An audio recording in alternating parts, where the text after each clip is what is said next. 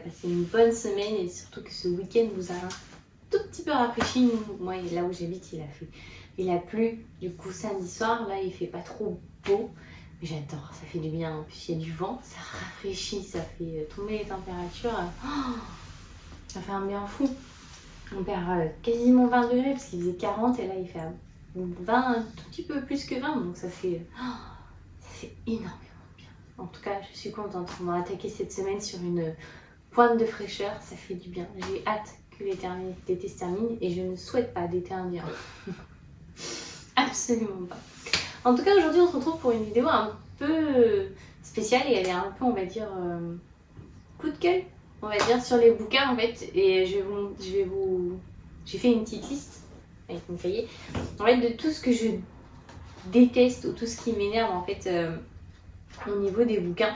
Donc c'est pas très clair dit comme ça, mais du coup, je vais vous dire ce que j'ai noté, puis je pense que vous comprendrez. Donc voilà, c'est parti. Alors, en numéro 1, j'ai mis les changements de couverture suite à une adaptation. Et je crois que le plus récent qu'il y a, c'est Heartstopper. On avait la magnifique couverture de BD qui est juste...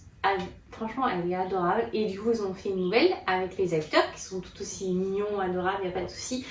Mais en fait, je trouve ça dommage, surtout pour une BD, en fait, de mettre autant de la couverture de réalisme. Après, je comprends, c'est sûrement aussi niveau marketing, puisque du coup, ils espèrent en vendre beaucoup plus avec les acteurs, du coup, voilà. Sauf que je me dis que si on a autant aimé la série, et ben du coup, si on se met à aimer la BD ou le roman graphique, c'est du coup pour avoir les images, en fait, pas forcément les photos des acteurs. Donc voilà, je trouve ça un petit peu dommage. Et je crois que c'est Netflix, en fait pas mal, mais après, il n'y a pas que lui. Il y a eu plusieurs d'autres romans en fait qui sont sortis au cinéma et du coup ils ont changé les couvertures et ils ont mis des couvertures on va dire de films. Du coup ils ont mis quasiment les posters en fait sur les livres, donc je trouve ça vraiment dommage. Ensuite les couvertures on va dire des livres spicy, les arlequins de nos grands-mères on va dire, où on voit des hommes torse nu ou vous savez la jambe de la fille avec le talon et la jarretelle. Je trouve ça hyper dommage d'avoir ce genre de couverture parce que c'est hyper, on va dire, peut-être un petit peu sexiste, même si, bon, les livres sont spicy, donc forcément, il y a... Voilà.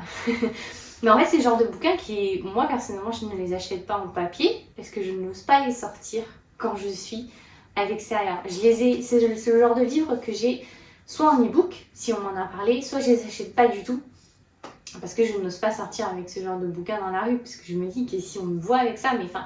Les gens, ils doivent se dire, mais qu'est-ce qu'elle doit être en train de dire? En fait, il doit y avoir tellement de jugement sur cette couverture, alors que les livres sont peut-être hyper géniaux et trop bien.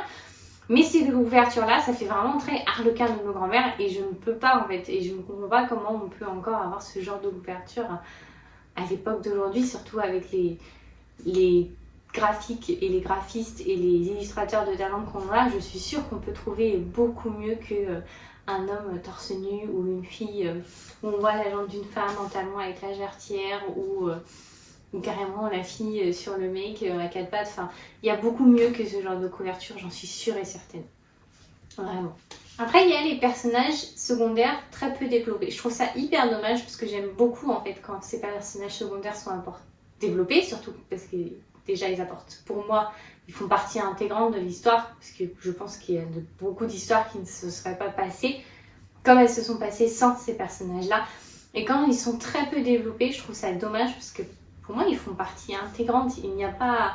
Oui, il y a les personnages principaux, parce que c'est les deux héros et le secondaire, sauf que pour qu'il y ait des héros, il faut forcément des compagnons. C'est comme dans Les Seigneurs des Anneaux. Frodon ne serait jamais allé jusqu'au volcan pour jeter l'anneau sans tous ses compagnons, en fait.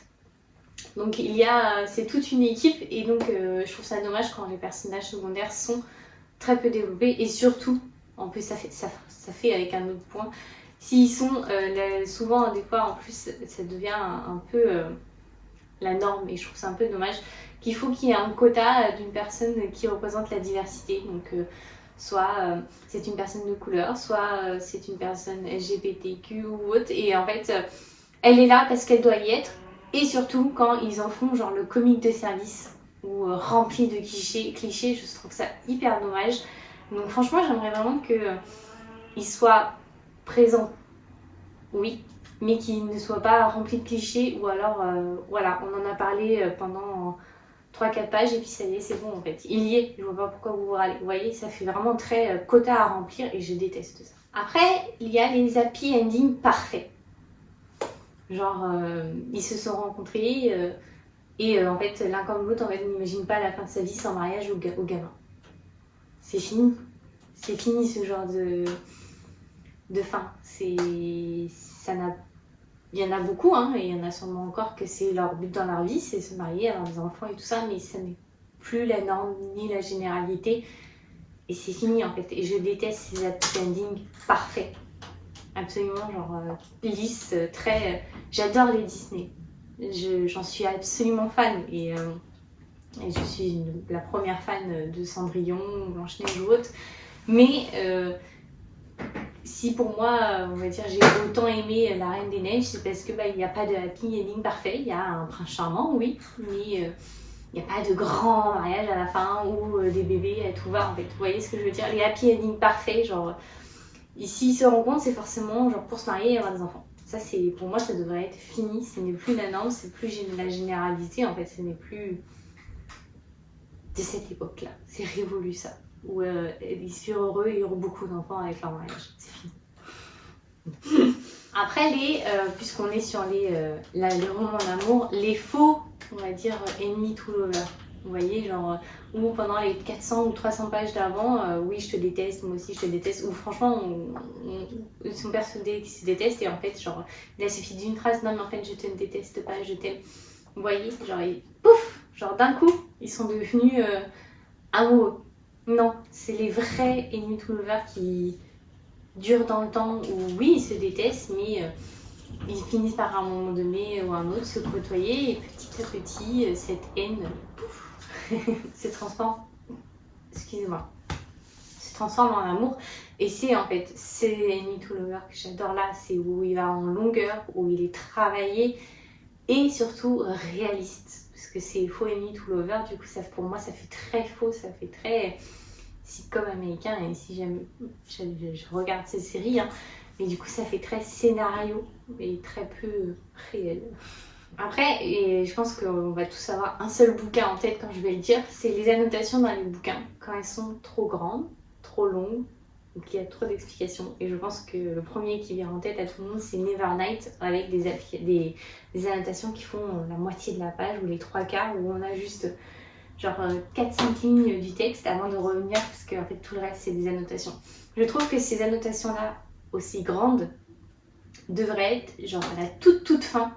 Il devrait y avoir un mini résumé en bas de la page, et puis ceux qui en veulent en savoir beaucoup plus, pouf, et ben ils vont en haut, comme une sorte de lexique en fait, à la toute fin, et donc du coup ils auront toutes les explications de A à Z, voilà, s'ils en ont envie.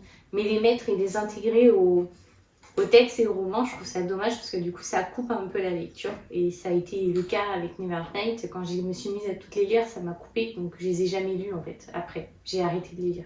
Après, il y a les fins précipitées, genre comme si l'auteur avait eu un quota de 400 ou 500 pages et toute l'action a duré 300, 450, il me reste 50 pages pour finir, faut qu'il finisse heureux. Piou, voilà.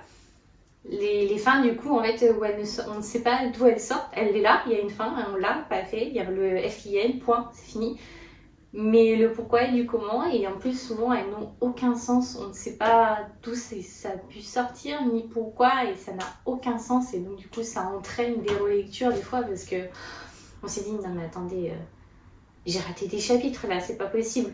Alors que pas du tout, en fait, c'est juste que les 3/4 du temps, ces fins-là n'ont aucun sens, mais vraiment genre pouf, on ne sait pas pourquoi. Après, c'est comme on était sur les couvertures, c'est, vous savez, les stickers qui notent, mais c'est pas des vrais stickers sur les couvertures, c'est des impressions, on ne peut pas enlever, c'est en relief, ça s'enlève pas, c'est horrible. Ou même les bandes rouges, je préfère acheter un bouquin avec une bande rouge, vous savez, qui s'enlève, que ceux qui les mettent imprimés sur les couvertures. D'une, c'est moche, soyons honnêtes, ça coupe toute la beauté de l'illustration ou de la photo ou de l'image. Et en plus, c'est rouge, c'est marqué en gros, en jaune ou en blanc souvent, c'est horrible, ça gâche tout. Je ne comprends pas pourquoi ils font ça en fait.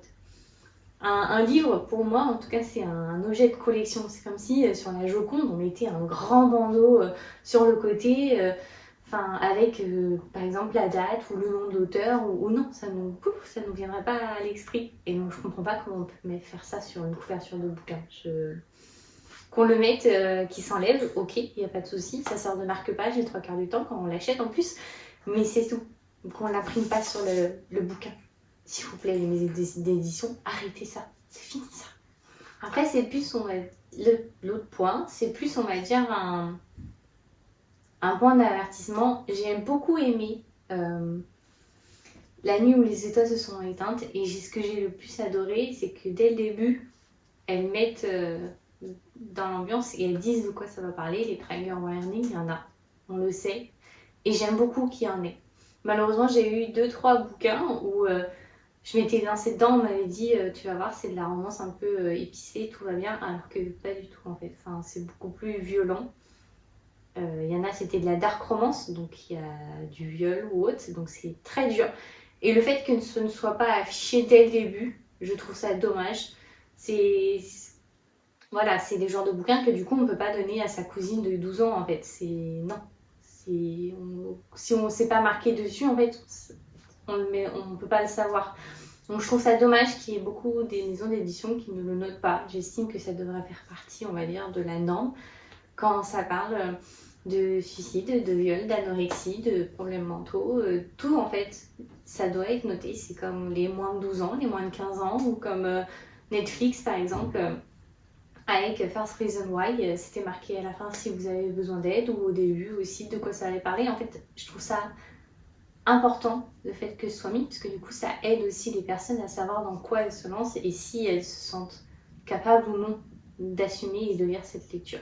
Voilà, je trouve que ça devrait être beaucoup plus présent dans certains livres, parce que même le dernier que j'ai lu, c'est Prince Captif. Je pense que le premier aurait fallu beaucoup de très grands amis, parce que je m'attendais pas à ça. Je l'ai aimé, j'ai adoré le bouquin, mais je pense que j'aurais été moins surprise si j'avais su dès le début à quoi m'attendre. Après, on va dire l'avant-dernier point, c'est les suites non publiées. J'en ai un, je sais pas s'il est là. C'est celui-ci. Star-Crossed. Il est génial. C'est sur la mythologie grecque. Je l'adore. Il est juste magnifique. Mais il n'y aura en français que ce tome-là. Il n'y a pas de tome 1. Donc j'imagine très bien que s'ils ne font pas les autres tomes, c'est parce que soit ça va fonctionner ou autre. Mais je trouve ça dommage et j'aimerais beaucoup que... Je suis sûre en plus que c'est possible qu'ils mettent en place une sorte en fait de vente.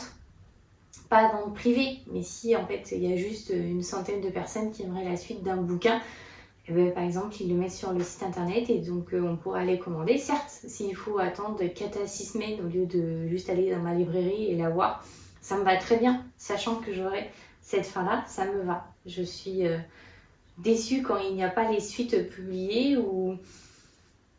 Toc, par exemple, on a 3 tomes, on sait qu'il va y en avoir un 4e, et puis la maison d'édition l'a pas, il perd le contrat ou arrête ou autre.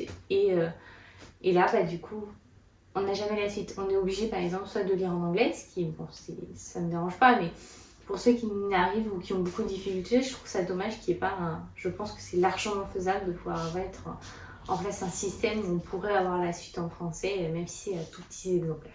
Et on va dire le 3e point, c'est les triangles amoureux. Je suis fan de dramas coréens, taïwanais, thaïlandais, vietnamiens, chinois, japonais. Il y en a, les 3 quarts du temps, il y a forcément un triangle amoureux, c'est surtout si on regarde la romance, il y en a souvent.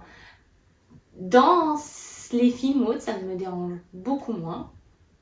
Mais dans les livres, j'ai énormément de mal avec ça. Je ne comprends pas, surtout qu'en plus les 3 quarts du temps ça n'importe rien. En plus ça crée plus d'ennuis qu'autre chose.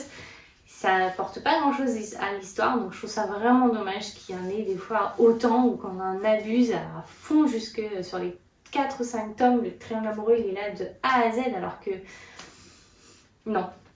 Je trouve ça dommage, honnêtement. C'est qu'il y en ait un ou deux et qu'il soit utile, ok. Mais quand on en est un et qui dure sur 4-5 tomes et qui sert strictement à rien, je trouve ça dommage. Et souvent, en plus, des fois, ça ruine une histoire. Donc, ouais, des fois, il faut juste arrêter. Il y a un mec, le meilleur ami, sa fille, la fille, voilà, pas ça s'arrête là, pas de triangle amoureux, fini. Et voilà, j'espère que ça vous a plu, n'hésitez pas à me dire en commentaire, vous, ce qui vous embête, il y en a plein d'autres, j'en suis sûre et certaine, j'ai fait, on va dire, j'ai essayé de prendre les plus globales, mais il y en a sûrement plein d'autres qui doivent vous embêter un tout petit peu, tout comme moi. En tout cas, je vous dis à lundi, on se retrouve du coup pour une nouvelle vidéo, et puis je vous fais plein de bisous, et puis je vous souhaite une très bonne semaine, bye bye.